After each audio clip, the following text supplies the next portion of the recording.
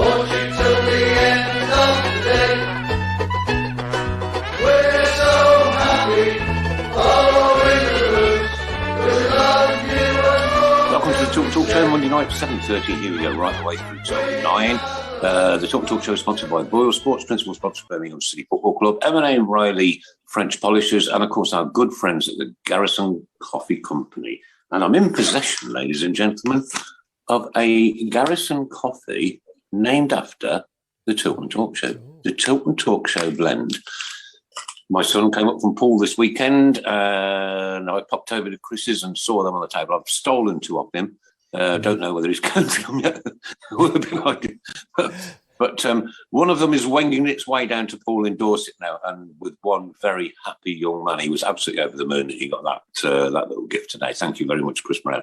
International break week it is. And we're just going to chat our normal stuff, do what we do. The chairman's on board, Mr. Alan Motton. Good evening, everyone. The one and only Mr. Craig Courtney. Evening all. Mark Andrew Adams. Hello, everybody. Okay. Oliver looking like a thug. Evening, everyone. And the one and only Paul Hipkiss. Evening all. And of course, Mrs. Browne. What are we? 1, 2, 3, 4, 5, 6. Oh, God. 7 blokes in a room with one subject. Oh, that's Birmingham City Football Club. Our club, your club, my club. Our heritage, our history, and our future. Yeah. So on with the show that we go. Right. Okay. As I say, popped over into Birmingham on Sunday. Must apologise to anybody and everybody that's either messaged me on Facebook and or Messenger, but they've both been hacked and I simply cannot get my accounts back at the moment. So I'm going to keep an eye on that one over the next few weeks. Woohoo! Yeah.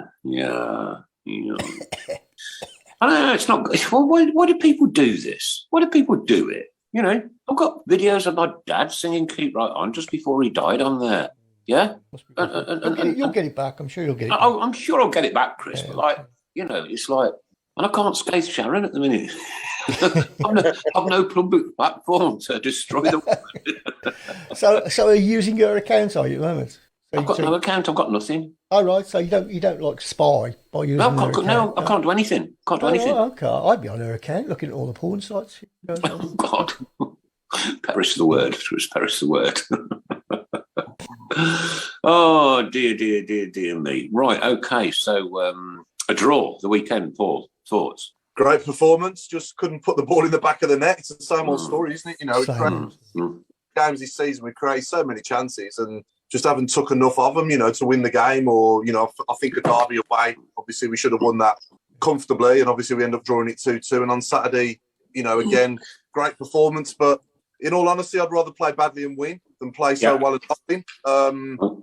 You know, but at the end of the day, you know, if we keep playing like that till the end of the season, I'm sure we'll win more than we lose. That's for sure. And, you know, Chong, Hernandez, and get Lyle Taylor back and Deeney back, you know, then suddenly I think, you know, we'll start to hopefully take a few more of these chances. But we're safe now, though, aren't we, Paul? Safe?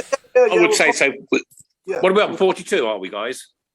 I'm not sure without looking, to be honest. I'm not sure exactly what points we're on, but 13 points clear we are. Yeah. 13 points. 13, yeah. Yeah. I mean, Derby look absolutely doomed now, don't they? Oh, yeah, we ain't going up and we ain't going down. So let's enjoy the rest of the season. And, you know, for me, you know, the likes of Nico Gordon now has got a great chance to grab that shirt with both hands and make it his own. And you know, Mengi ain't going to be sticking around next season, I don't think. So just give him that shirt now for the rest of the season and let him prove himself. And he's certainly showing to me that he's a sound centre half so far, isn't he? He's a good player. And I've got a shout out for Sunich as well on Saturday. I thought he had a great game on Saturday. He did, didn't he? Yeah. Those Sunich knockers. Yeah, I thought he had a great game, and you know, overall, I think the future's positive, and you know, we're looking better on the pitch suddenly. You know, we're playing good football, but again, I'm going to sound like a broken record, but we need James Beattie back at the club to show the players where the net is again, like he did when he was here. You know, somebody that can coach our attacking players like he did when he was here to get us scoring more goals. People forget that Shay Adams, he only scored 7 goals. His top goal scoring season before James Beattie come was 7. And then when James come, we sold him for 16 million after he scored 23 goals. You know what I mean? So that's what we're missing, isn't it, mate? That's what we're missing.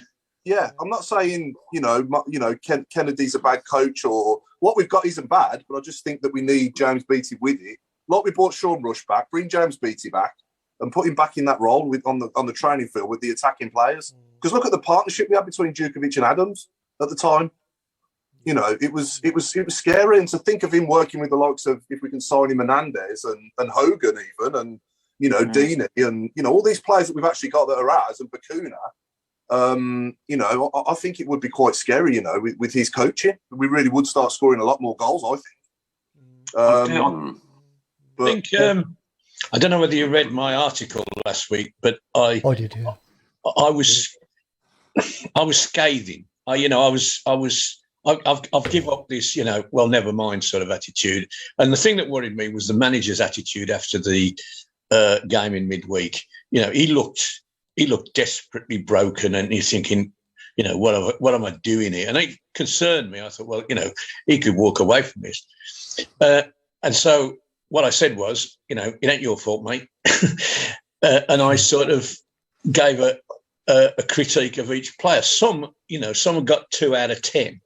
And they would. Bakuna was awful in the 2 games previously. Gardner, having been the star man for a month, suddenly disappeared, and so on and so forth. But I was, I've only seen extended highlights from Blues TV, but I'm thinking, where are these people? I don't recognise any. Even Chung was ordinary in the two games prior, but suddenly he's back to his sensational best. And if he got any other shaped head than what he got, he would have scored a wonderful goal. Hernandez, fantastic, and Bakuna, who I've got big question marks about. Not his feet, in his head, but he was, okay, he missed a chance, but he from what I saw, he showed what he can do. Oh yeah, and it was, I know what you're saying, Paul. I'd rather play bad and win, but that game, it rejuvenated my thoughts about the team. Yes, you can do it. Now, bloody well do it. No, none of this, the pitch is too bumpy, there's nobody in the stands and all that nonsense. That should not affect you. You are professional footballers, and for a couple of weeks you looked like you couldn't trap a bag of cement. Now, get over it, sort of thing. And they did on Saturday, and I was chuffed to death, really. I'd have taken the 0-0 at any time. Yeah, in Middlesbrough, though, it was, that was pretty bad, weren't it, overall. And Middlesbrough are a good side, they're on a good resurgence with Chris Wilder, aren't they? And, on the night, they were just better than us. But I'll say that Taylor Richards, I mean, I don't want to criticise him too much because he's getting himself back fit again, but he looked way off the level for me. Oh, yeah. Absolutely, yeah. Needs a few more games under his belt, doesn't he? But I want to give him a few more games to have a proper opinion, but I certainly hope he gets better. I do remember. The old brain is not working here. The Chilean guy who's on the left wing in the final. What was his name? Hernandez. Beausejour. Beausejour made his debut at Stoke, and that was the worst debut I'd ever seen up to that point. But he turned out all right in the end. He just had an absolute nightmare first game, and he turned out okay. And I'm hoping, this lad will do the same. Well, I remember Darren Purse coming on the show and saying that his first sort of half a dozen games for Blues, he had a nightmare, didn't he? He even said that himself. And then after that, he turned into a great centre-half for us, didn't he? Sometimes it takes players a little while to settle in, that's all. But, I just hope that Taylor Richards gets better for us. But I know he's a lone player anyway, and I don't know what chance we've got of if we want to sign him permanently. I don't know whether that's on the books or what, but I just hope we certainly can get Hernandez permanently because he's by far the best one out of all of them for me on loan. He's quality. Right. Paul, just to update you, Paul. James Beattie, according to Trevor Smith, was on the side of the pitch at Southampton. Yeah, I saw that. Yeah, he was with I can't remember if it was on ITV or BBC, but he was doing some punditry work. But his job at the moment, he's coaching at Wigan. He's coaching and they're obviously doing all right in League One. So I'd love him back personally. He's the kind of player, he's the kind of person we need back in the in the coaching on the training pitch with the players just to get us scoring more goals, because I don't think it's a coincidence that we had such a good goal scoring season that season. And, we got 16 million for Che Adams, and a lot of that was down to his coaching. But also I just want to mention here, I disappeared off my screen, but I think, the lad's name was Harry Matthews and Tom Oxland. They were stuck, weren't they, for hours and hours coming over from Swansea.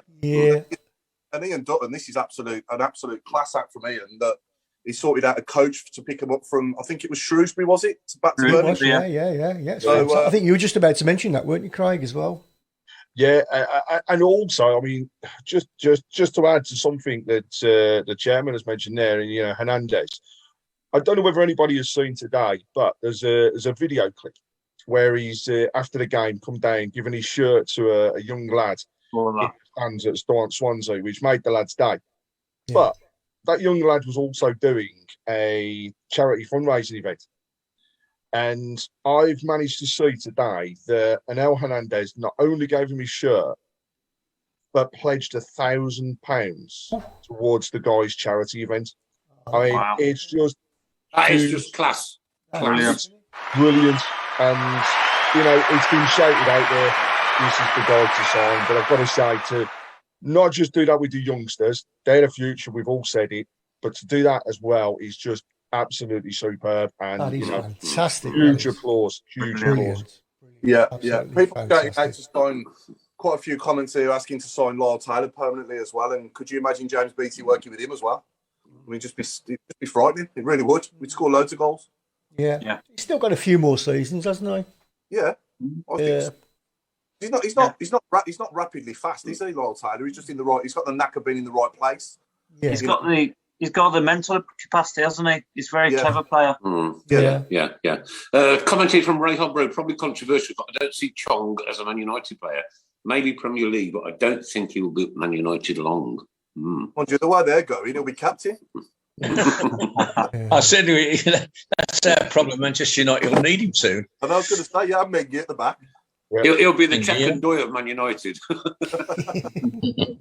There was also another. There was a Man United podcast again, where anybody's seen it, but the guy that runs it, huge Man U fan, shouted out the other week after one of the games, he'd rather have the Birmingham City midfield, inclusive of Chung, than he did of his own Man United, because we not only chased for the ball, we broke down and we showed some passion.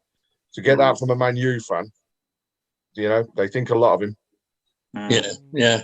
Accent like. What are you saying, Paul? What was his accent like? That Man United fan, was he from London or Birmingham? he lives in Solihull. Chelmsford. Germany. He's actually my neighbour, so I can look at him through the back window. So, yeah, we know he's from here. But I'll give him his due. He is actually a Mancunian. So, Yeah. Fair enough. Tell him I say congratulations. He's the only one I've ever heard of.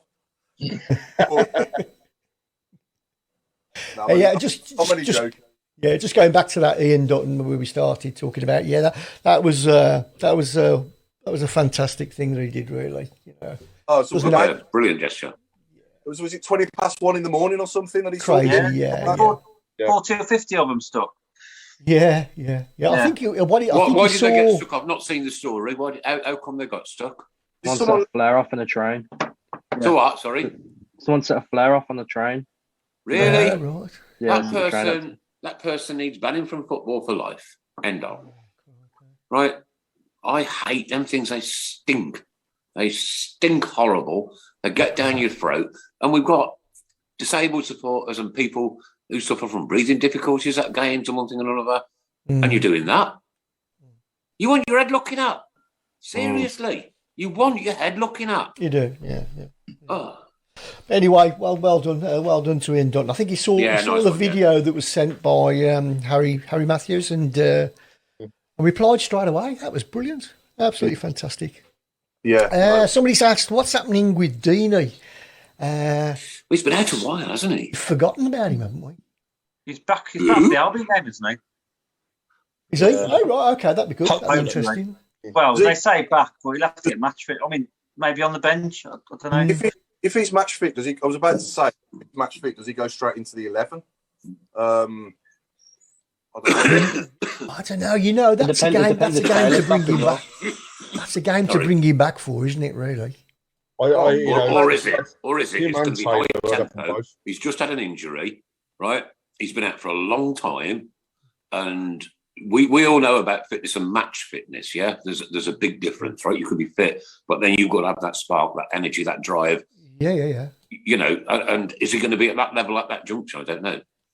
Yeah, I think to get match fitness though as well, you've got to play matches, obviously. Of course, yeah. But I think for me, well, it depends whether he plays a front two or not in the next game against the Baggies, or if he goes one up top with the two either side. But I'm looking forward to seeing Deeney on the pitch with Hernandez and Chong, because he hasn't played with either really much. So I know he played a few games with Chong before he got injured, but not many. So with Hernandez and Bacuna as well, and Chong behind him, that could be exciting as well. I'd like to see him alongside Taylor. You know, them two up front. Yeah. You know, we've hopefully would have then some more deadly finishers, shall we put it that way? You know, blokes who do score goals and have scored goals on a regular basis. A lot of the chances on Saturday went to people who, you know, are not regular scorers. And there's a difference between a guy who scores goals and a striker. You know, the Deeney's and the Taylors of this world, and Hogan to some extent, they score goals. Dukey isn't a goal scorer, but he's a, you know, he scores goals, and he usually scores good goals. That's Alan. You know, he never gets more than 12. Alan, you just said Deeney's not a goal scorer, but he scores goals. I know what you're trying to say. I know. I had to pick up on it, Chris. I'm really sorry. I think Deeney as well would be better to get him back, especially after some of the racing performances, just for more morale boost, to be honest, because he cares, doesn't he? So and talking of goal scorers, the under-23s are already 1-0 up. Good. The thought of Taylor is quite exciting, isn't it? And obviously Hernandez playing off him with Bacuna and Chong as well.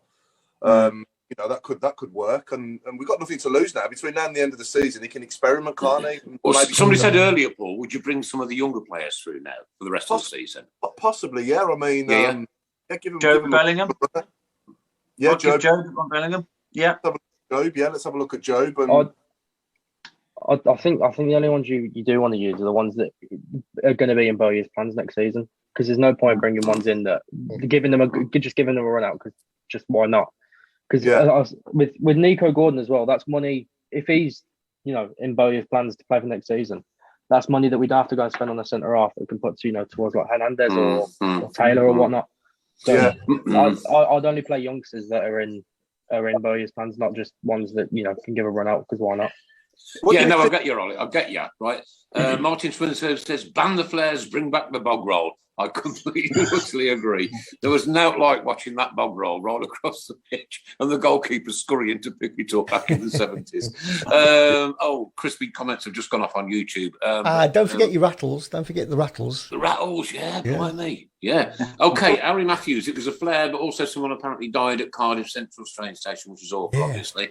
Not long before. I was on the same train, of course, but I didn't see who actually let the flare off, as I was in another part of the train from where I was with my mate Tom Oxland at the time.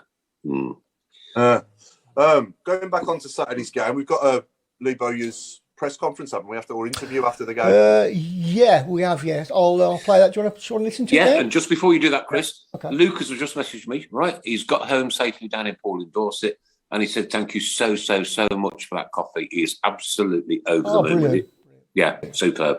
Bless him. Lovely. Here we go. And happy birthday to my other son, Adam, who was 36 on Saturday. Happy birthday. See you in 2 minutes. Lee, a really impressive away day performance, but can you try and explain how we haven't scored this afternoon? I can't explain. We created enough clear-cut chances, not half chances, clear-cut chances to win 2 or 3 games. If we'd have been leaving here today winning 4-0 or 5-0, then I'd have accepted it. But I just don't know how we ain't taken one of them chances. I think we've missed 3 from like a yard out. Both halves, I thought we caused some problems from start to finish. So, disappointed not to get the 3 points, but overall, the most important thing for me today was the reaction that I got from the players after Tuesday's performance. It was positive. I knew I'd get that. But I feel for the players because they've given everything. They deserve more than the point that we got. I know it's not the first time we've spoken after a game about taking care or being ruthless in front of goal. I know it's something you work on with the players throughout the week. Is it just a hope that one of these days it's going to click? Yeah, well, they did it at Luton, didn't it? And again, this could have been another one of them, I think. So, it's just that's the game, though, isn't it? That's the frustration to the game at times.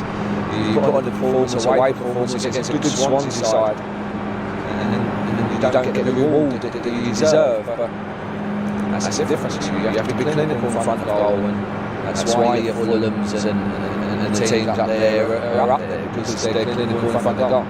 What did you see today from the players that was missing against Middlesbrough?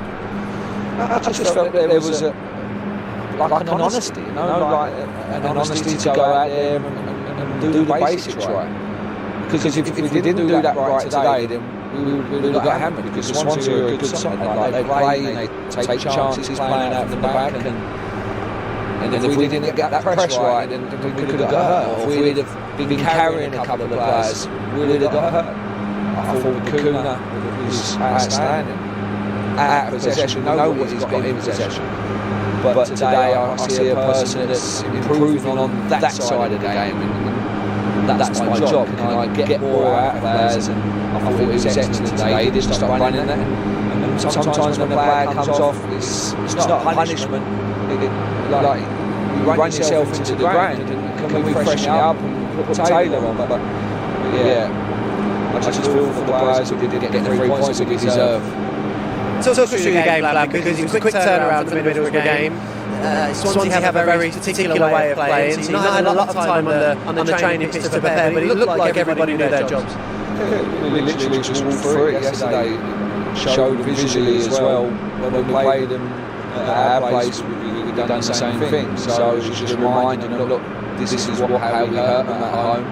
And how we punished them, and it was like today. But the difference was we got 2 goals at home, and we didn't punish them today. But the players, to be fair, they took it on board quickly. We couldn't do too much training, because obviously with Tuesday's game. So we went through it, and they took it on board and put it all together. And tactically, I thought they were spot on. What do you take from the fact that Swansea have had 2/3 possession here this afternoon, yet we've had nearly double the amount of shots? Is it what you do with the football that counts? It's when you win it, like the first and second pass was so important today that we didn't just give it back to them, and that's where I thought we was really good. Again, I think the pitch helped. Nice pitch to play on. So, we've had all them chances and we haven't had a goal. So, but that's the game. At least we improved, and the players they deserve all the credit tonight, because they give everything for the show. Yeah, Maxime Collin back starting in the first 11 for the first time in a long time now. But you've spoken about how good a fit and firing Maxime Collin is at this division. How big a boost is he? Well, a big boost. He's come back at the right time, because obviously Patterson and Ted's as well. So I think he's just a machine, mate. He just slipped into the left-sided centre half like he'd been playing there his whole career. So it is a dream. It's a manager's dream to work with people like that, because they're no fuss. Whatever you ask them to do, they carry it out. So it's great to have him back again. Yeah. International break coming up, and I imagine a few days off for the players to rest up. But how crucial is this next 10 days? Yeah, it needs to get some rest into them first, and then obviously we've got 2 weeks before the next game. So West Brom, local derby, and I think that the most important thing there is that we start well. and prepare well. So we've got plenty of time to do that. Very finally, just a word on Jordan James called up to England in the 20s, a few international call-ups, but is that a reward for what's been a real breakthrough season for JJ this year? Yeah, it's moving in the right direction. Okay, so there's the interview with Lee Bowyer, ladies and gents, girls and boys. To me, he doesn't look a beaten man. He looks a very, very, very frustrated man. Paul? Yeah, well, same as me after the game, to be honest. You're just thinking to yourself, scratching your head, how the hell did we win that game? After all them chances we created. And you're not talking half chances, are you? You're talking clear cuts, like open goal on 3 occasions. You've got to put at least one of them in. But, we didn't at the end of the day, and we have to move on to the next game. But look, we've come away with a point, Paul. Yeah? You'd have took that before the game. You'd have took that before the game. Yeah. Oh, any away game, you'll take a point, wouldn't you? Right. And Swansea, no mugs. No, they're not. But you just like to think that we're going to put at least one of them in. That's all. Them chances that we create. The good thing is, like he said in his interview there, he wanted a response from last Tuesday night, and he got it. There was a big response. Yeah. I don't know if anybody else experienced a bit of echoing going on there. In that interview. Yeah. Okay. We'll have a look at the next one, see if we can cure that and sort that out. What was your thoughts on the interview? Again, it was like a different man. As I say, it worried me after the Middlesbrough game that he looked dead and broken. But he was very positive, and I'd always take a 0-0 over a 2-2, because if you score 2 goals, you should win. If it 0-0, you don't concede, you don't lose. And the way our defence has performed occasionally in the last 3 weeks, it was good to see that 0 against the opposition's name. And you move on, and if you get another clean sheet next week against the Albion, you should win. Listen, if we get a win next week, Alan, that changes the perspective all over, right? Because It's a local derby. They're 3-4 miles up the road, one thing or another, and the shackles go up on the back of your neck again, don't they? Yeah, to be honest, and it would be great to, the Albion suddenly have got a bit of form again, and they're talking about the playoffs, blah blah. It'd be great to stick it to them and say, well, you're going nowhere, pal. That's that would be great. And same with Coventry, really. The week, that's the week after, isn't it? I think we've got to create something in the last couple of months of the season to create momentum. Set ourselves targets. Whether we're safe next week or the week after, I don't want to see suddenly, second string sides going into games, because last year it was embarrassing. We got to say we played people who we knew weren't any good and weren't going to be with us. We gave them a chance. We got 9 goals stuck up us in 2 weeks. No, that killed the momentum from that season. We'd gone 8 or 9 undefeated, and then we get 2 hammerings at the end of the season. And that frustrates me. You've got to keep winning. Keep going. Yeah. Looking at the top 6 now, does it not give us hope? Seeing like Huddersfield and Luton up there, like in 3rd, 4th, respectively. But could that be us one day? Do we think? No disrespect, Paul. Right, but again, we're the 2nd biggest city in the country. Yeah, and we've got another 3 or 4 teams within our local vicinity. There's no way this football club should be in this position ever. Not ever. And I don't know, but I just want to gauge a couple of other people's reactions on that interview. Mark, what was yours? Pretty much what the other lads have said, really. I mean, look, in general, for the last part of the season, we've got some really tasty games coming up. We've got the Albion, we've got Coventry, we've got Forest away, we've got Blackburn. We've got some really tasty games. And like I say, if we can make a statement of intent, I'll be looking forward to next season. Yeah. That's right. We're going to sell some season tickets now. now's the time to sell the season tickets. We have a great run in. Everything's looking rosy, and we get season tickets sold. Yeah, there's every chance that the ground will be fully open. Every chance. Yeah. We hope so. We hope so. What's the gate now? We can't even fill the stadium, and it's only half open. Well, the Middlesbrough game was 15,000, wasn't it? 15,000. You always get SOD for the weeknight games. To be fair. Yeah. So with kids school and stuff like that, So I think and they had Chelsea on Saturday, didn't they? So they're probably, saving their pennies for Chelsea. But going back to the season ticket thing, I mean, I know it's not Blues, but I know Coventry have started selling theirs already for next season. Yeah. What an amazing job they've done this year. Oh, fantastic. Oh, yeah. Gone from not having a stadium at all to playing at our stadium to going back to their original stadium and being in the top half of the league. And also, Nick, unfortunately, getting better gates than us. Yeah. What we need to avoid, though, is selling season tickets to people that we can't put their bums on seats. Mate, I'll tell you what, if that happens, Paul, oh my God, there will be uproar. Absolute uproar. We can't do that again. So, until we know whether or not it's going to be open in time for the start of next season, the lower tiers, then we can't obviously sell season tickets in those areas. And they'll know that. I never, ever in my life dreamt that my football club would be like this with, half the stadium shut.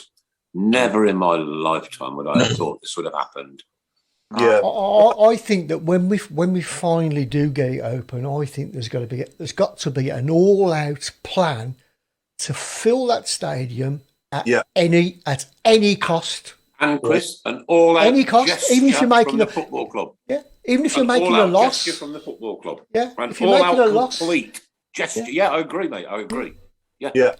Get the kids in. All we got to say is a free puck a pie each. Yeah. I'm sitting here now. Why not turn up the following week then? I've got a lot more faith and confidence now in it all being sorted out, though. Is everyone else? Definitely. Do you know what? Right, and this is me. I've been going since '73, as you all know. I've got no drive to go at the minute. Nick, what can change that? There's a question I asked after the last game, right? Because we totally understand the frustration of some of the people and seeing the various comments around, I'm not renewing my season ticket, etc., etc. I asked that question, right? What can we do as fans now, working with the club? What could we do to, number one, bring back an atmosphere to the stadium? Because at the moment, it's like going to church. Number two, you're right. But no, sorry, Craig. Sorry, Craig. They sing at church. I was just about to say that. You should come to my church. We make a lot of noise. So what was the outcome, Craig? What were people saying? To be honest, it was the general consensus. It was very mixed, but what was interesting for me was hearing the opening of the bottom tiers will make a difference. That was the first thing that came out as being the most positive. The second one, if we played better football. Now, for me, controversial comment here, but I don't like Birmingham playing fancy football. I like Birmingham being that no nonsense. Get your 4-4-2. Winnable. 4-4-2. 4-4-2. So, okay. And the other thing was, and interestingly, I saw your comment today, Chris, around having pockets and areas of fans to almost congregate to build an atmosphere. And that did come out from a couple of people. But then there were others that were... It's not the Birmingham way. It's not our way. Not our way. We need the whole stadium rocking. And do not, under any circumstances, ever bring a drum into that football stadium. Do not ever bring a drum into that football. Because I'll tell you what, you'll be wearing it. There won't be no drums, but something has got to be done because, you know what I mean? You're getting people like Southend and people like that. They're getting better atmospheres. And what's happened? Look at the atmosphere. Right? Did you watch that FA Cup game yesterday? Some of it, yeah. The Forest one. My God, the atmosphere there was rocking. Oh, crikey, yeah. Absolutely rocking. I do think the Liverpool goal was offside. Bit controversial, I don't know, but there you go. But it don't really matter because it's not Birmingham City. But that was a proper atmosphere. That is what St Andrews used to be like. It used to be. That's right. I've been down there when it's made me cry. I won't say the name, but there's a certain club up the road, not in B6, but in the WV postcode, that have got a DJ before every game. And I don't know if anyone saw him with Gary Neville and Jamie Carragher before the game, but do we think that might make a difference in St Andrews if we had an actual DJ who was playing? I mean, we're not American, are we? I think it might, Paul. I think it might. You know, if he's playing we need to do something different. If he's playing not necessarily a DJ. Sorry, go on. I know, not necessarily a DJ. I know Peter would do it. They do like the day before, and they like get fans to send in songs for a playlist for like that day. Maybe That's a great idea. Okay, let's have some suggestions for songs for Birmingham City Football Club. I'll start off with Down, Down, Deeper and Down. Yeah. No, in all seriousness, that is a great idea. If fans could email in their requests the day before. Yeah, they make a playlist for the day on the day. Yeah, go on, Paul. If there's no DJ there, though, I think people will just talk amongst themselves and take no notice of the music that's been requested. If you've got an actual DJ there that's hosting like a little event before the game, like they do up there, then I think that would make a difference. It really would. Right, okay, Paul, I'll go with it, right? Having been a DJ for many years, right? Announcing birthdays, announcing, events, wedding anniversaries, anything like that. Putting their faces up on that big screen. Ladies and gentlemen, girls and boys, here is XYZ is 15 today. That's coming back, actually. That's a question that I've already posed to the club because I actually wanted to do it for my daughter the other week and they haven't done it. However, have been assured that is coming back along with anniversary announcements, Nick. So it's a great shout there. But also, they are listening to especially the playlist and the music. There was numerous again on other message boards as well, where Ian has actually answered back on that and said, let us know what you want as fans and we will see what we can do. For me as a fan, Craig, I would never, ever, ever want not to play Mr. Blue Sky. When that comes on for me, when that, you know what, I was in the pub the other night, right, and it came on and the goosebumps just flew up on my arms and me. I've got them now. There they go. Look, there they go. And that is an iconic Birmingham City song. But you know what? We've got lots of songs that we could play. Yeah. And somebody asked earlier, should we dump the Tempera and then bring back Keep Right On as it? It's our anthem. That's our anthem. Yeah. Keep right on to the end of the road. It's our anthem. Should we bring that back as our players are coming out of our tunnel? I mean, we do things like Chip and Win. Imagine that with like a DJ playing some good music while he's doing it as well. Yeah. You know, I quite like that. Chip and Win. I think. Yeah, I like that. The atmosphere and do you remember the Coventry Cup tie when it was their home game?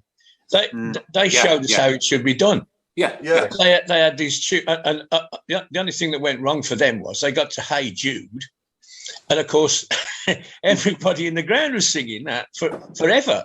But it was so much more entertaining. It did add to the atmosphere. Now I don't personally think that works, but I'd been proved wrong that day because it was noticeable that there was a part of the atmosphere. You know, it was a unique occasion anyway. Yeah. And I can tell you now, I was outside the back of the main stand 25 minutes before the game, and it was like being back in the 70s. People were singing already.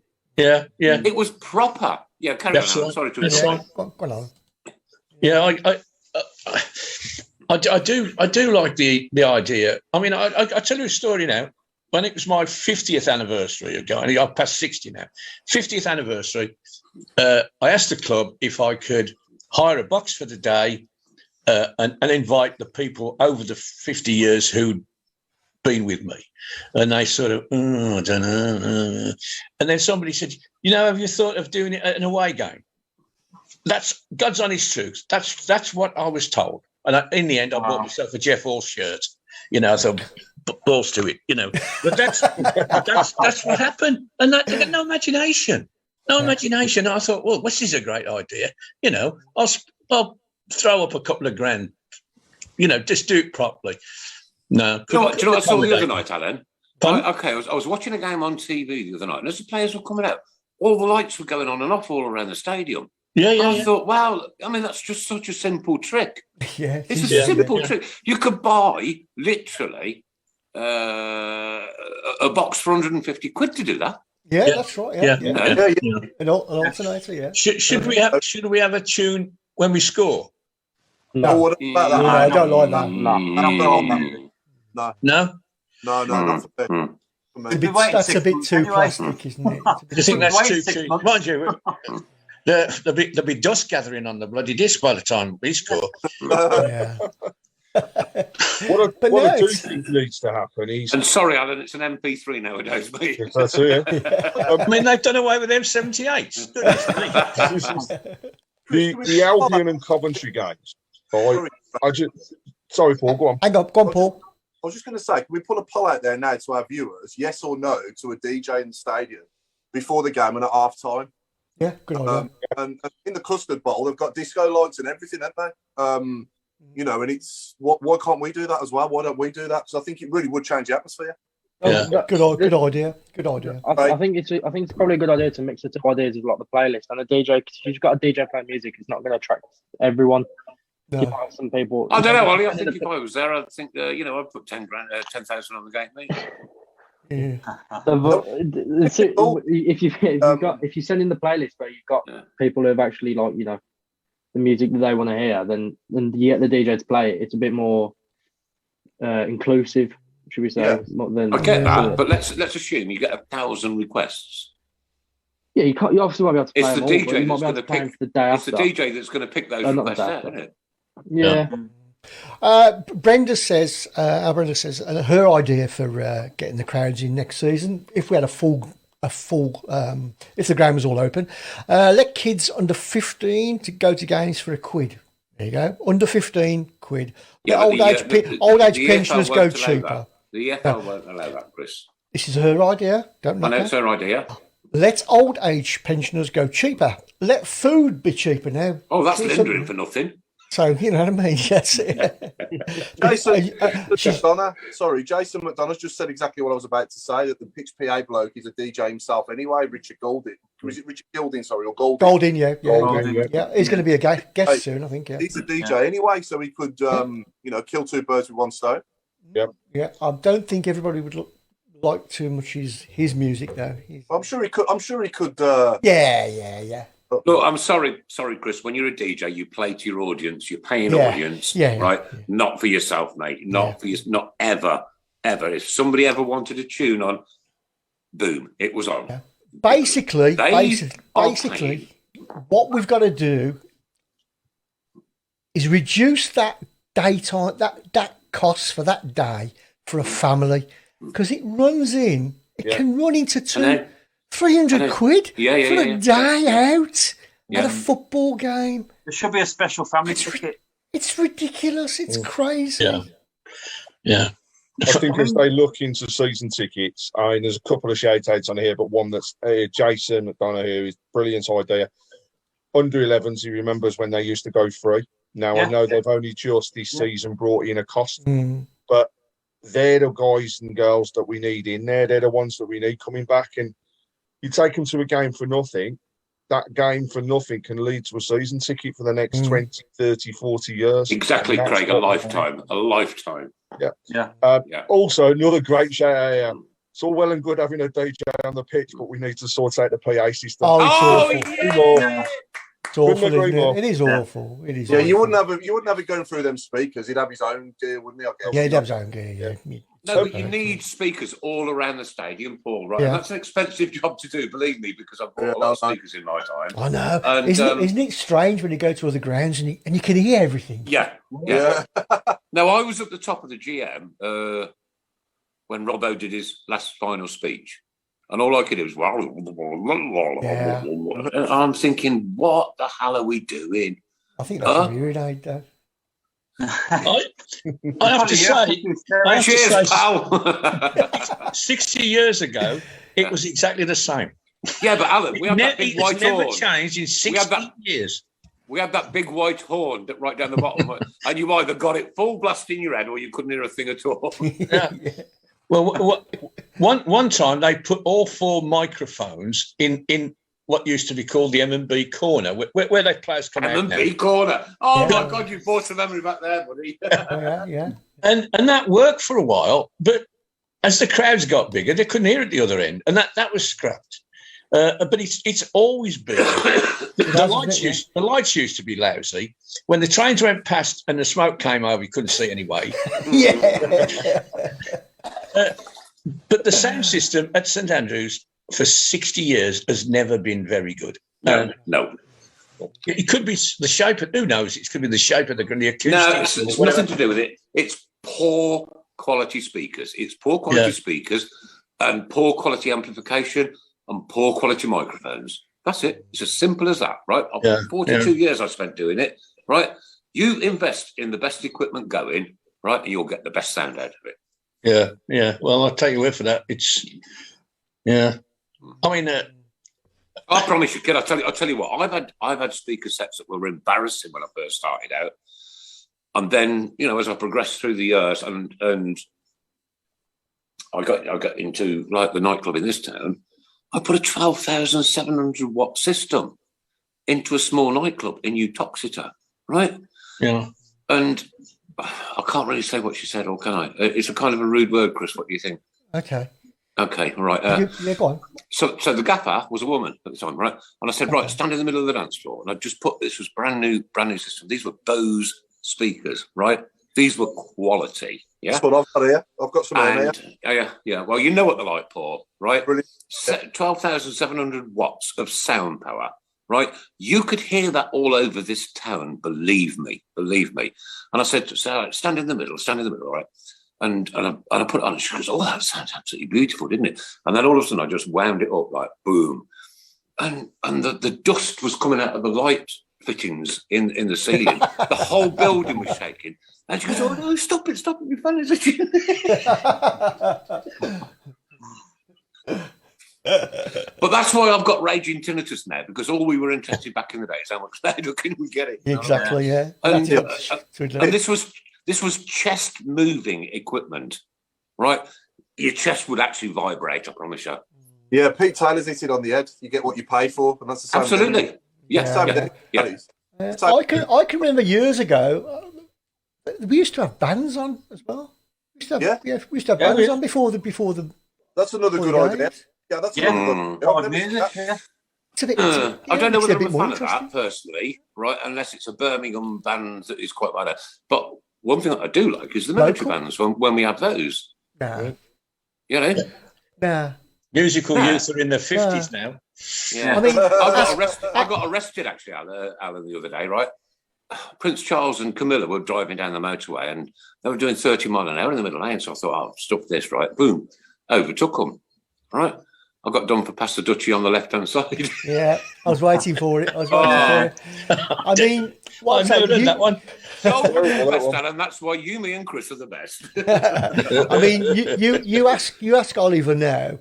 Would he love to watch a brass band before the game? Oh yeah, I bet. Yeah, thrilling. Having said that, when we have Remembrance Sunday, absolutely superb at St Andrews. That's top class. That is. The guy this year was fantastic, and Oliver's probably never heard a brass band, but I'll tell you what, if he heard one in real life, he might not enjoy it, but he'd certainly be impressed. My goodness, it's a massive difference when they walk past you. Yeah.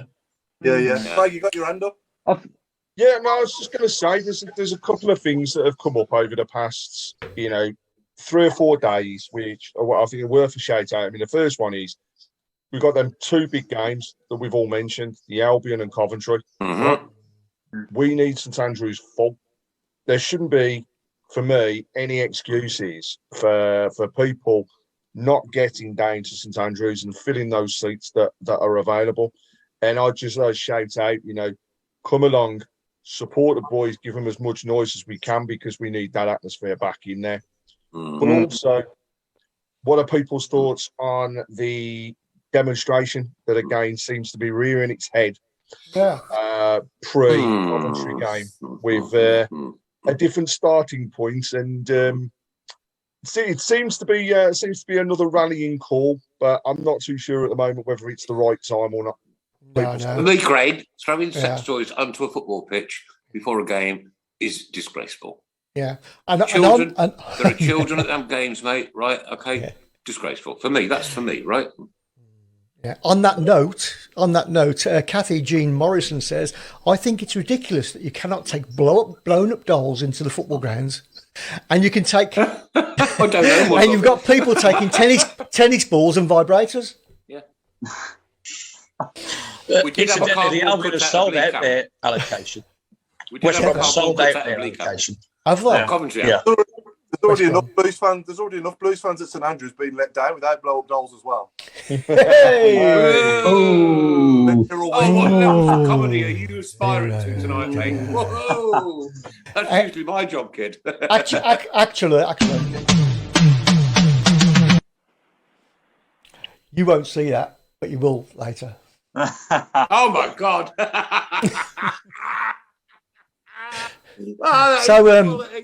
That is absolute quality, Chris. How did you think of that one? I was quick on my feet. Oh my God! I'm so grateful I'm watching on YouTube. So yeah, maybe local bands before the match. Right. Especially up and coming bands to give them that. Right. Okay, they tried that in the bar at the back of the Tilton. Yeah, they still do. I think they still do that, do they? Yeah, they still do that. Yeah. Right. People want to see famous people. Yeah. How much would you have to pay Ocean Coliseum to play for a couple of hours? No, crikey! I'm not going to that game. Get UB40 on. We'd have to sell Dino. They'd only have half hour, wouldn't they? Really, realistically, to get half a decent crowd before the game. If that, 15 minutes, then it starts filling up 15 minutes before kickoff, even 5 We'll give them a couple of pints and a book of pie. That'll be all right. Yeah. Who are we talking about now? Ocean Coliseum. In before the game. Did you say UB40? You remember them, don't you? Well, the last time Birmingham had a crowd in St Andrews of more than 30,000. Yeah. It was when UB40 was playing. Played on the pitch. That's right. That's fun fact. What was the score? 1 in 10. Oh! And do you know what? All right. Red wine. Well, it's certainly and Mark, sorry, mate. I went to get a poker pie and there's a rat in my kitchen. Well, all these ideas giving us food for thought. Dear. It started already. They'll be coming on the shout box now, they will. And the under-23s are now 2-0 up. Hey! Craig, who scored that first goal? I've just seen it on my phone. Who scored that first goal? Do you know? I haven't had the names come through on the goal scorers. So Linda Magner, I think you've updated on the score. So if you can let us know who it was that scored, that'd be awesome. Right. Okay. Okay. Just going back a little bit, Violet's saying here, this is why I wouldn't take my daughter if the sex toys come out. What kind of club are we becoming? To be honest, we look ridiculous. And we'll become a laughing stock, and I think that's one of the best comments of the night. To be honest. I think somebody thought that would be really, really funny. I think that's what it is. Well, I tell you what, it's backfired. It's not a hoax. I didn't. It was a hoax from them up the road, wasn't it? Well, they started it, and I think two were thrown on, weren't they? Yes. Yeah. From the railway, I believe. From the videos that were out there. You know what? I mean, I've seen some things thrown onto a football, even a motorbike, right? And I've researched this. Have a look on Google, things that have been thrown onto football pitches, right? It was a foreign thing, but even a motorbike has been thrown onto a football field, right? But this, no, I'm sorry. So who's playing? I just don't get the buzz. No, I don't. No. Who's playing squad game then? I think it should be Nick and Chris. Oh, no chance. Absolutely no chance. Right. I ain't got a clue. But I don't mind. I'll have a go for a laugh. Yeah, see if I can get one. It could be 0-0. Oh, God. Okay. I'm going to get relegated here. Oh dear.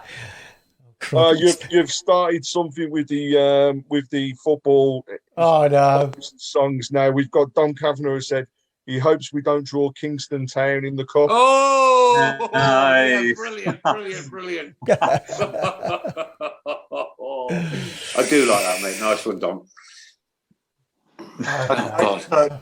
Who's going then? Chris against Craig? Go on then, me and Nick. No, Chris. No, get that slow played Craig. Chris will he'll know at least 3. Nick and Chris. Go on then. 1970. No, you don't pick any. You don't pick one. 1970. No, you don't pick. No, you don't pick one. I know, but I'm just vibing. 1970. 1972. No, I didn't go then. Nick, heads or tails? Oh, hang on, let me do it. Oh, mind you, I can't do it, can I? No, somebody else. Go on, I've got a coin. Go on, Craig. I've got a coin. Go on, Craig. Go on, heads or tails, Nick? Heads. Heads it is. Do you want to go first or second, Nick? Second. You sod. Okay. Okay. So, Chris, for you, Yeah. I've got the shirt on from that season, the away shirt, and it's our first season in the Premier League. Oh no. Oh, no. 2003. Look at the pain. Hey? Look at the pain on their faces. Oh, dear. Can't I go? Thank you, Stephen. Go next. It was Inter Milan. It was Inter Milan that threw a motorbike onto the pitch. Was it? Yeah. It actually happened, Chris. It really happened. So how many, Chris? How many are you going to get? I'll go for 4. 30 seconds. Yeah. 4 players from that squad in 30 seconds from 2002, 2003. Okay then. Anyone got 30, can anyone get me 30 seconds and time it down, please? I can get a timer up for you. Okay, so can I start then? Yeah. I'll leave the clock. Wait for Oliver. 3, 2, 1. Stern John. Yeah.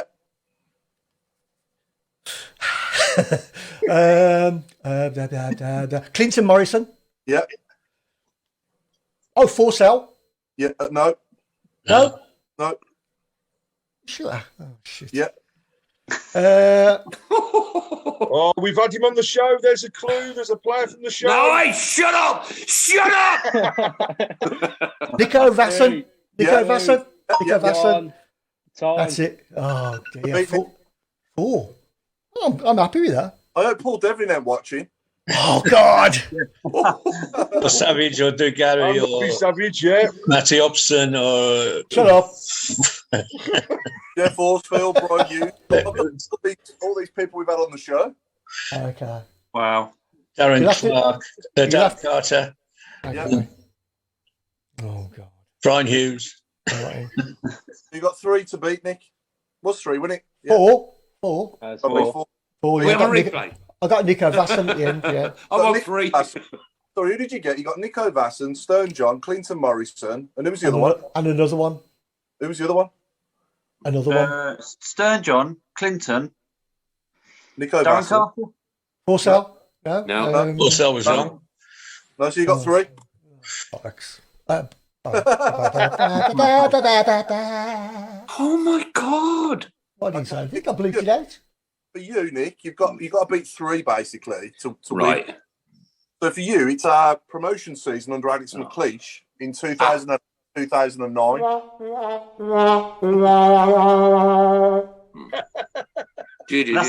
New Blues Run Out music. Hang on, because he's googling. He's googling. I'm not. Right. He is. Look, he's looking down at it. He's not. Googling. Oh. 2009. 2008, 2009. It was the season that we got promoted. We finished second in the league under Alex McLeish. It was the season we won at Reading to get promoted. So how many are you going to name, Nick? None. Okay. Probably none. None. I can't help it. You've picked on me tonight. No, you've picked on me tonight because you know that I don't have a memory. Okay, we won't put you off. I'm promotion winning. And then Oliver. Darren Carter. Hang on. no. All right. 3, 2, 1. Darren Carter? No.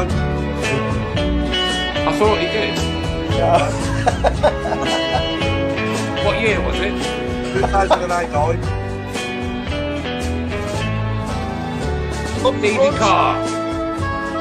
Stephen Carr, yeah. Yeah. Scott Dan, Roger Johnson.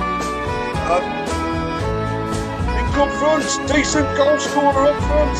Little bloke up front. Noel Blake. Time up! Trevor Francis.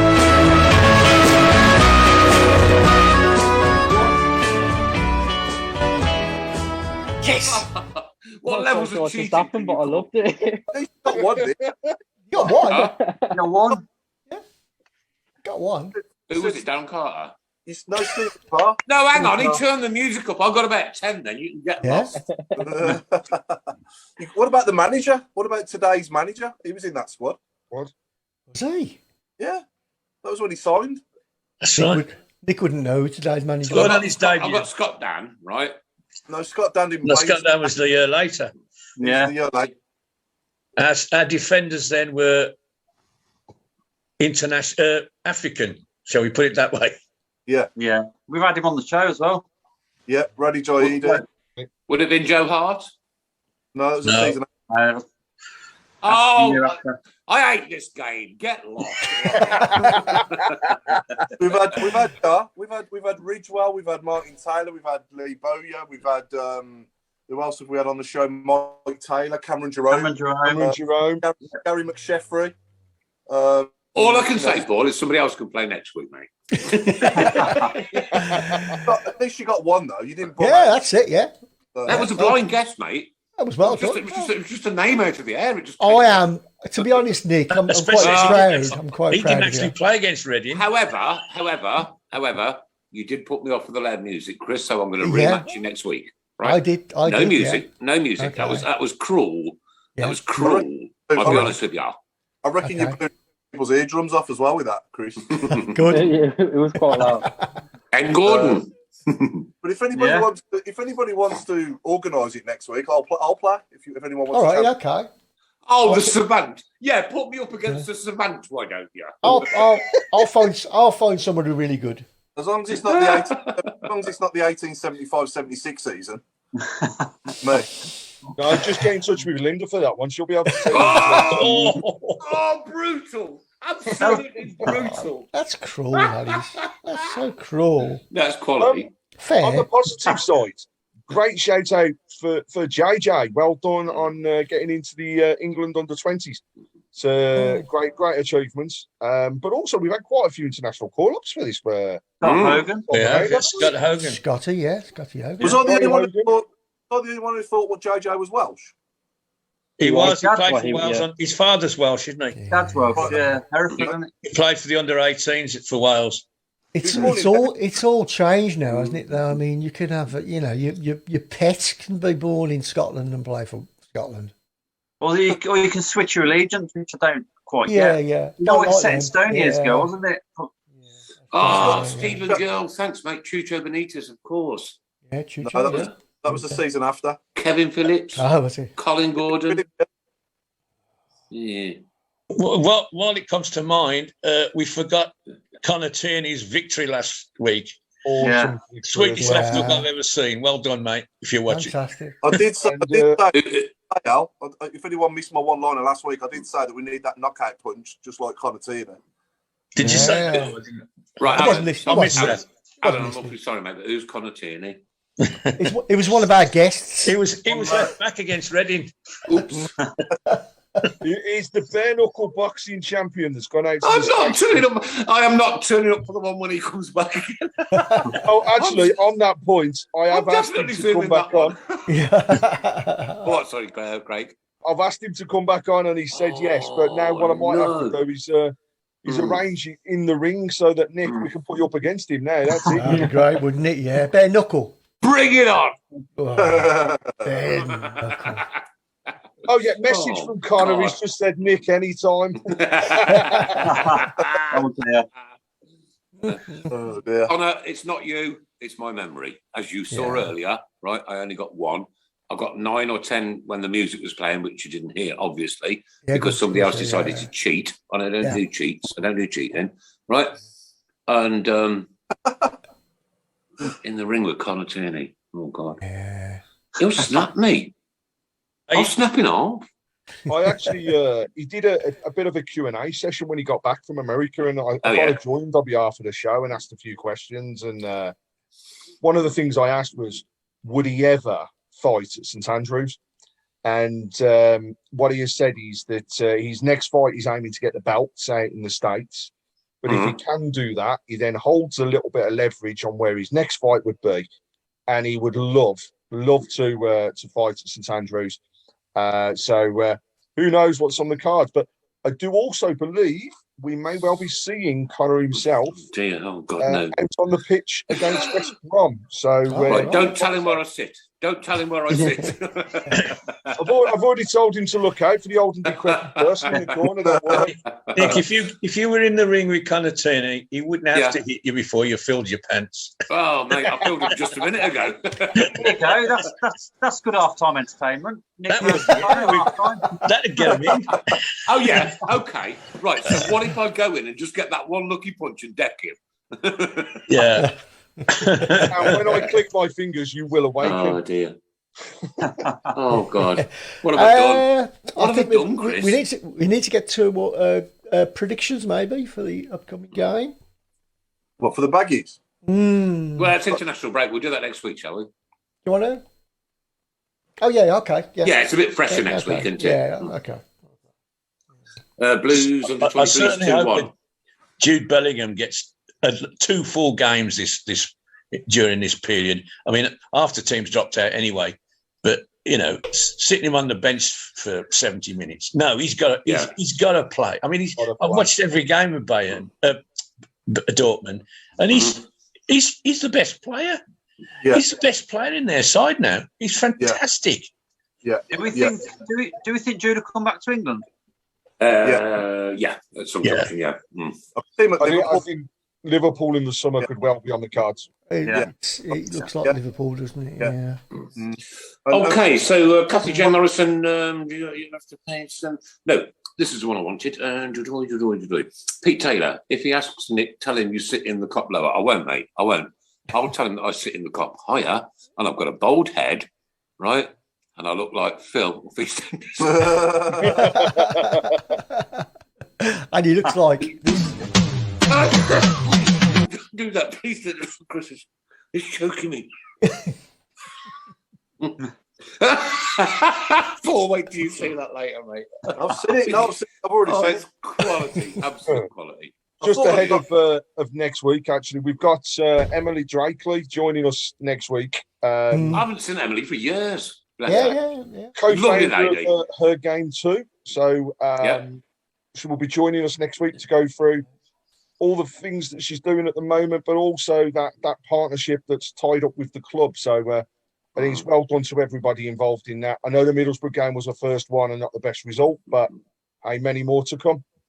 Is that her game too? Is it Her Game Too? Yeah, Her Game Too. Yeah. She's very knowledgeable. I remember that. Very clever girl. Very clever girl. Really nice. Stuff. Really nice as well. Very pleasant. And she went into sports journalism, didn't she, Chris? Isn't it? Okay. Adam BCFC Walsh. Are we going to break our derby curse and win a derby? About time, isn't it? We know the baggies one. We haven't beaten for ages, have we? Been a while, hasn't it? Yeah. Yeah, I know they've been in the for a lot of years over the last, quite a few years over the last 10, haven't they? But we played them over the last 10 years about 4 or 5 times. But even back when we played them in the Prem and when we played them in the Cup that once as well, they beat us, didn't they? Yeah. We own big time, don't we? When was the last time we beat them? Alan, when was the last time we actually beat the baggies? Good question. Was it 04? Saturday morning. I don't think we've beaten them since they've come down, have we? The best we've done is we've had a couple of draws. When we were in the Prem, we beat them for a pastime. Yeah. Apart from the one game when they finished, they were bottom at Christmas and saved themselves. They beat us during that run, but all the other games and the games before we got promoted, we used to spank them regularly. But I'm going. My first ever game was against the Albion, and we beat them 3-1, and that was the first time. Then we'd probably beaten them for 10 years, and the previous 3 home games were 7, 6, and 5. So beating them 3-1 was a bit of a miracle. But we've got a terrible record against the Albion at home. It's reasonable away, but the home record, like for 150 years, is shocking. It's shocking. But we had that one period where we did dominate them. But again, we're going back to the Premier days. We relegated them one year, didn't we, with that Jeff Horsfield header? Oh, yeah. That was sweet. Something really important has just come in. Brenda Browne has said, glad you lot can't see me. I've had to take the phone to the toilet so I don't miss anything. Lol. Brenda, actually, we record every single person. Yeah. To be fair, Brenda, could you hear us? Because we could hear you. To be fair, Brenda, I'm glad that we can't see you as well. The concerning thing is, we see you every week, and we know that bucket's underneath your table. No, Chris. No. Great. Right, listen. Right, I was at Chris Brown's house yesterday, right, and the bucket wasn't there. And I mentioned to my other half, I said, look, he's moved the bucket, he's disinfected it. I knew you was coming, you see. It's going for annual maintenance. Oh, could you imagine the slops that were in that on Friday night? Yeah.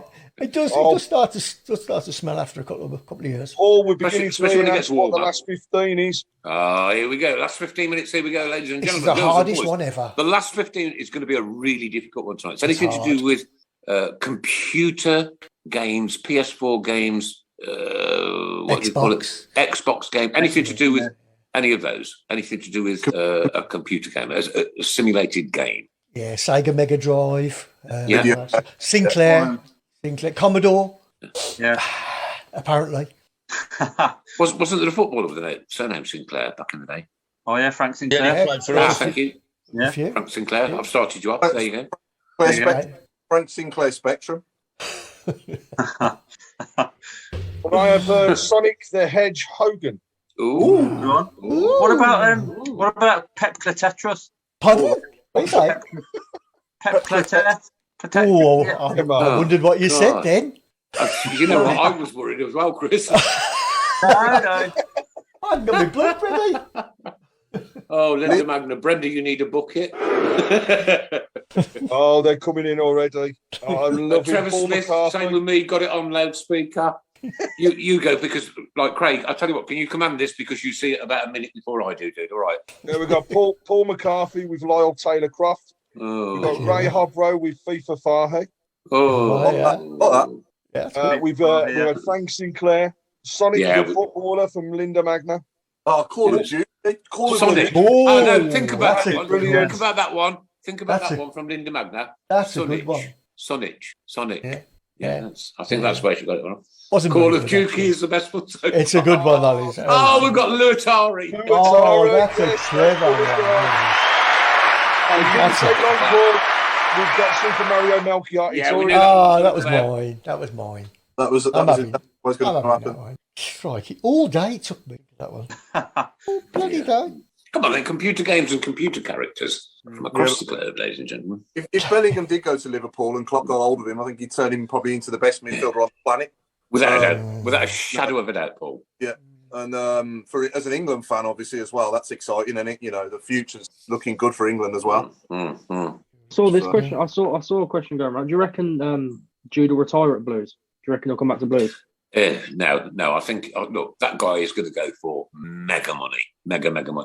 As long as he can keep his fitness, right? No, he said retire. Will he retire? I know, will he make Blues his last club? I know. It's a good question. What do we do? Do we reinvent the shirt if he comes back? He'd be told to wear it.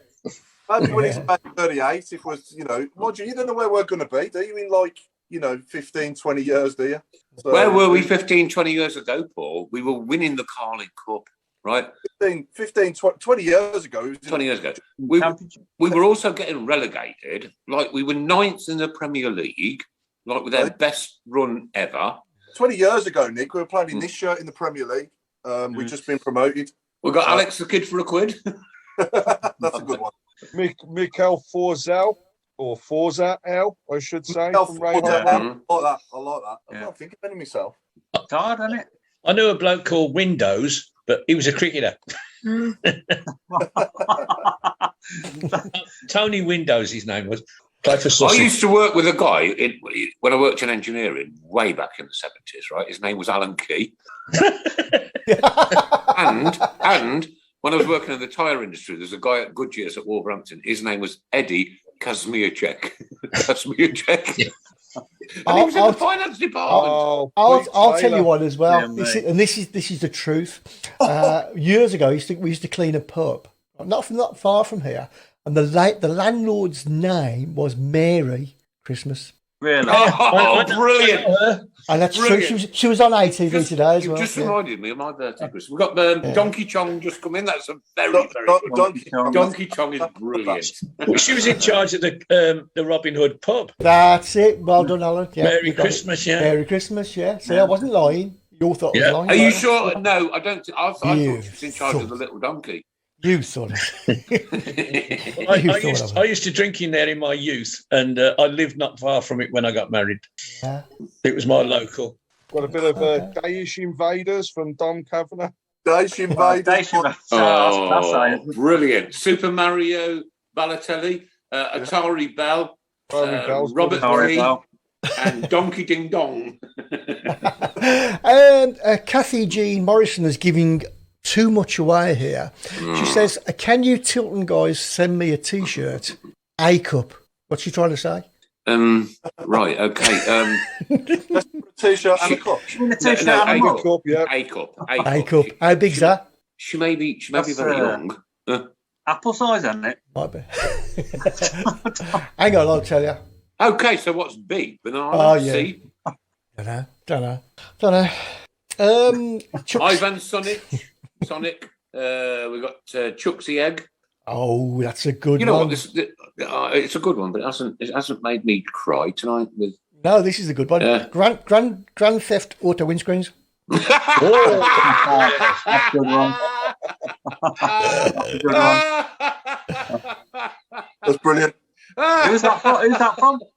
My God, that's from Mark Brooks. Mark Brooks. Well done, mate. Well done. That has done me very tonight. good. Proper. I'll go to sleep thinking about that tonight, I'm sure. I think it might just have been better by Trevor John Smith with keyboard pesky solido. Oh. Clever. Kathy went to her first away match with the Excessi Blues mob on Saturday, and she enjoyed it. The company was great. Yeah, they're good people. They're very. Pete Taylor's come back with Kathy's tongue. Right, okay. Duke Nukem. Oh, that's a good one, Duke Nukem. That's Problem is, Paul, for me, I don't play computer games. Yeah, you got to know what they are, obviously, to get the joke. Grand Theft Auto windscreens I've played. Brilliant. I love that one. That's super. I play the role-playing games. Oh, right. We'll move on. Yeah. Sorry, Chris, that's for after 9 o'clock. Oh, right. Okay. Oh, Kathy wants a mug. Now I understand. Yeah. Oh, yes. A cup. Yeah. Oh, we're not that clever. We thought you meant a cup. We're not that clever. Yeah. Not that clever. No. Yeah, I'll get one off. I'll get one off you. What you have to do, Kathy, for the people on the Tilton Talk Show, is explain, dear. Explain. Yeah, we ain't that clever. I've got one. What about Super Mario Heart instead of Kart? Yes, Super Mario Heart. Got it. Yeah, very good. Very good. Good. Cool. Nearly 5 to 9, ladies and gents. Where has the time gone? Boy. Where's the time gone? Paul Hard Drive. Paul Hard Drive. Who's that one? Don't know that one. Oh, Paul Harding Drive. Paul Harding. Okay. Yeah. Sorry, Trevor. You've built me up and then you let yourself down. No, he didn't type Harding first time, did he? All right. No. Harding. Right. Listen. Really important. Excessi Blues have collected Easter eggs for underprivileged children. Took loads from our church. We got loads, and Steve Portman and Ada took them to the place where underprivileged children are. Glad my church gave loads. Listen, I don't know what your church is, Brenda. Let us know, sweetheart. And if there's anybody out there that can afford an extra Easter egg this year for kids that, will just simply be sat there on that Sunday morning without any chocolate, just like I used to when I was a child, ladies and gents, just like I used to. One of 9 in the 60s. It was a very difficult time. Please try and help out. Bring them okay, we've got Donkey Dong. Oh. What about Championship Manager? Championship. You're not a grandstand. West Hard Drive. We've got that one. D had a bowling ball. Gary Gardner peas. Where does that come from? that's very random, isn't it? Right, yeah, that's a good one from Ray Hobro. Gran Turismo Salah. Very clever. Yeah. Oh, Ray, that was superb, mate. Superb. Yeah, Didn't make me laugh, but it was superb. Yeah, I still owe you a point. Yeah. That's not what hang on. Right. When I owed Ray Hobro a point, it was £3. Now it's going to be 6 or 7. Bloody hell. We had a Scottish manager when you bought that. What about SpongeBob Taylor SquarePants? Yeah. Oh, that's a cartoon more than a game, isn't it? Oh, no, it's a computer game as well. I'm having that one. Like I said, I don't play computer games, so I don't know. Eva Claridge. No, I don't know that one. What about Tekken, I like that one, yeah. Banjo Kazooie instead of Banjo Kazooie? Oh. Is it getting worse? Tekken Armstrong? Yeah, getting worse. Yeah, they're getting Savage the Hedgehog. Tekken Armstrong. That means you can have Tekken Doy as well, then, if that's the case. Tekken Doy, yeah. Tekken Doy. Yeah. Keep up warm. No, I don't know that one. I don't know because I don't play computer games, so I don't know what any of these are apart from Gran Torino's Salah. That was Antonia. And what was the other one that I laughed at earlier? Because I can't scroll down on YouTube; it just disappears. What about you, Oliver? Are you much of a gamer? Yeah. You playing? FIFA. a lot of FIFA. Yeah. I thought got Lee Sports on Wii Sports, Lee Boyer. Yes. Okay. A little bit of one. Poor, that was. Yeah. I couldn't think any off the top of my That's head. the best you can do, I suppose. Brilliant. Right, we need to ramp this up next week. We need do. a really decent subject. So, team, get your heads thinking and message me some subjects, please, over the next 7 days. Wow, this And it's is time to a wrap minute up to now. 9. It's a minute to 9. I can't believe it. This has been the Tilton Talk Show, sponsored by Boyle Sports. And, of course, M.A. Riley, the French polishers, and our great friends, the Garrison Coffee Company, who have produced a Tilton Talk Show blend. There is one blend in Uttoxeter. There is one blend in Poole in Dorset. And you know what? If you And want there's 3 packets left here. If anybody wants to put in an offer. yeah, can we raffle them? Can we auction them? Of course you can, yeah. Of course you can. We'll do that next week, right? Yeah. Okay. Guys, ladies, gents, we've had a laugh again tonight. You know what? I'm just watching the news and it's just desperate. It's desperate what is going on in Ukraine. And I'm sure that we all stand with every single person there. And I don't know what the solution is. I don't know how we can resolve this. I have no clue. And I'm rarely lost for words. But to see the death and the devastation in that country is heartbreaking. Absolutely, utterly heartbreaking. I saw that team play England at Wembley. Yeah. And now we're in this position. Did you want to say something, Alan?